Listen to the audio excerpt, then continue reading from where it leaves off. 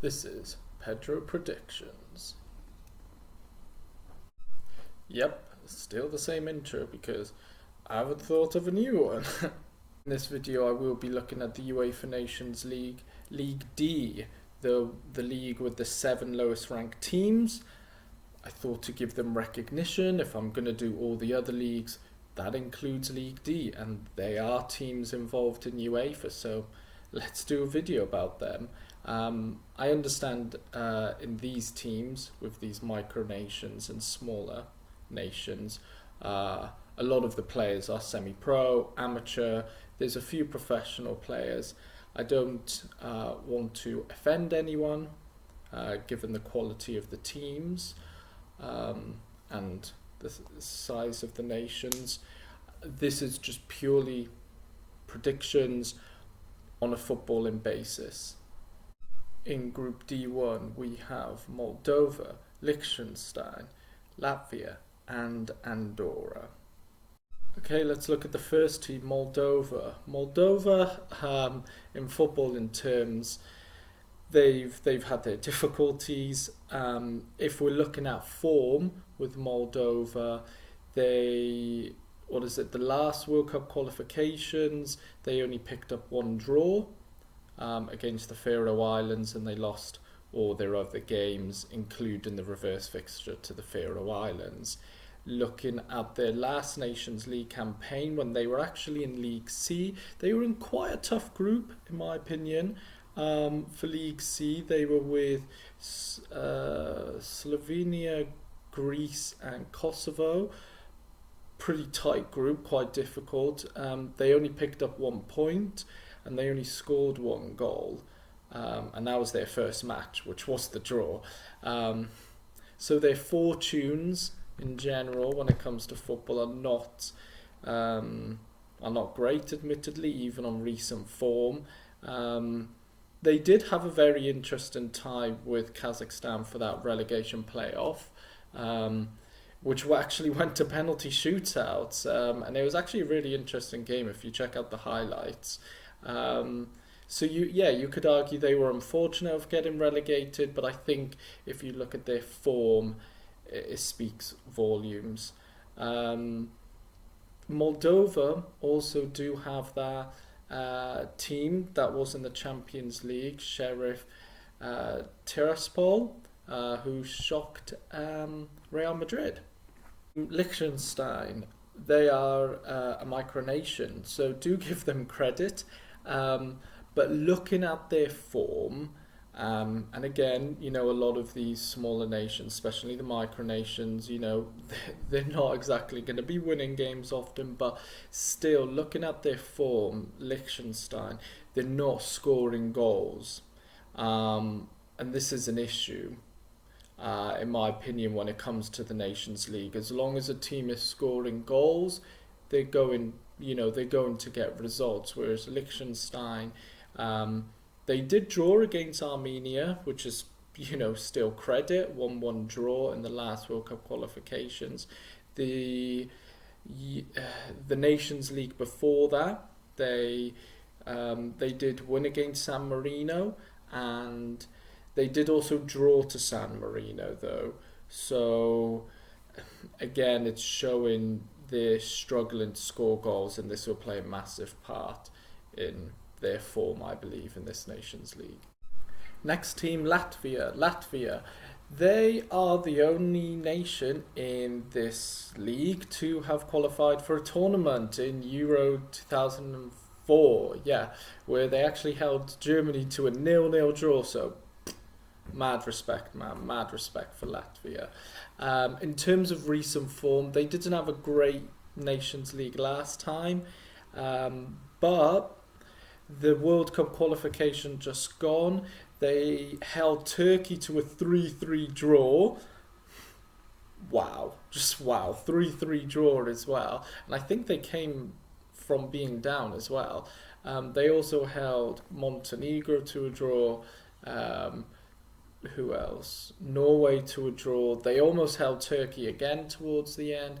And Netherlands, they held out for a long time and only losing 1-0. So judging by form as well, and they are scoring goals as well, which I feel like a lot of the other Nations League D teams are not doing. Andorra for me is one of the stronger micronations. I know Gibraltar and Faroe Islands got promoted last Nations League, but I feel like Andorra are quite, well, strong for themselves. They do score goals, and that's really important, even against much bigger nations compared to them, like Hungary, Poland. They have scored goals, and that I think will play into their advantage a lot this Nations League season. And for Andorra, I see them doing well in this group. So the final standings of Group D1, I see Latvia getting promoted, Andorra finishing second, Moldova third, and last and bottom Liechtenstein. Like I said, I think Latvia are the strongest nation.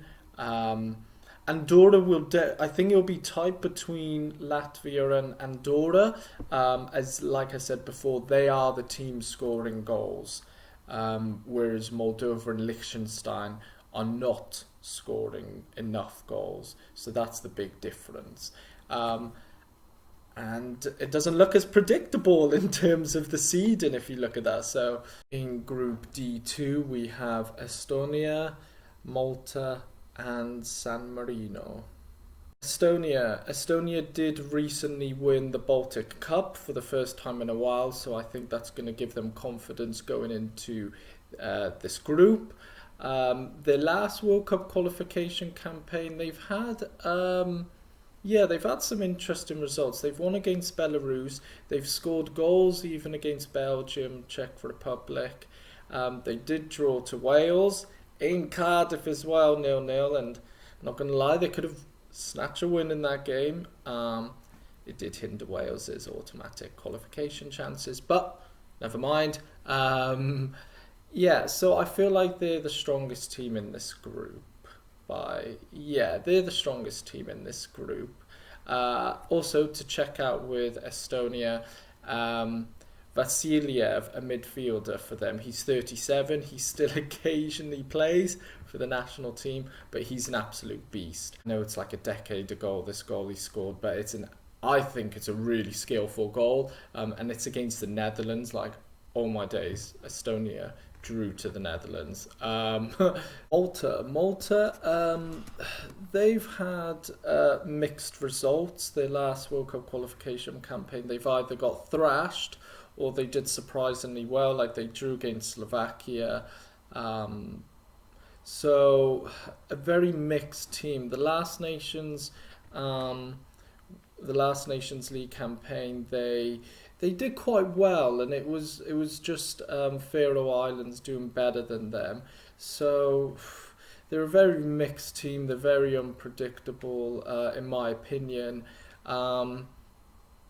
We'll see how their campaign goes. Last but not least, San Marino, the worst ranked team in the world. I don't even know when's the last time they won, to be honest, and I'm sure there's many YouTube videos on the San Marino national football team in general, so I won't go into depth. But the big thing for me with San Marino is they don't score goals. They did score against Poland last World Cup qualification, but they don't score goals, and I think that's the thing with San Marino. Like the last Nations League campaign, they did draw, I believe, against Gibraltar, but they don't score goals, and I think it's going to be another bleak campaign for them, not going to lie, in my opinion. Whilst we're on San Marino, I do want to ask you viewers if any of you know why San Marino opted to have a national football team rather than like a club. Like if you look at Monaco, it's a club, like it's a microstate, but it's a football. Their football club is within the French FA, and they play within the French league, and they do quite well, like as a business. And I'm just so curious as to why San Marino didn't opt for that option, or why they even have a national team. So if you viewers know, please enlighten me and leave a comment in the section below, because I'm genuinely interested as to why they continue with the national team, no disrespect, but haven't seen their results. Same with Liechtenstein, I'm interested, like, could they not join the Swiss FA? Please enlighten me more about it. With other microstates like Faroe Islands, Gibraltar and Andorra, because of their geographical positioning, I kind of get it. But with San Marino especially, I just don't understand. So please enlighten me. So the overall standing of Group D2, I do see Estonia getting promoted, going straight back up, Malta coming second, and sorry San Marino, rock bottom for San Marino. I do think it could be close with Malta and Estonia. Like I said, I think Estonia is just more solid of a team compared to Malta, and again, scoring goals, I think it might even come down, say they both draw to each other, and it might come down to how many goals either team scored against San Marino. So there you have, those are my predictions for League D. Feel free to comment, like, thanks for watching the video, don't forget to subscribe, and see you in the next video. Pedro predictions. Yep, this needs to change.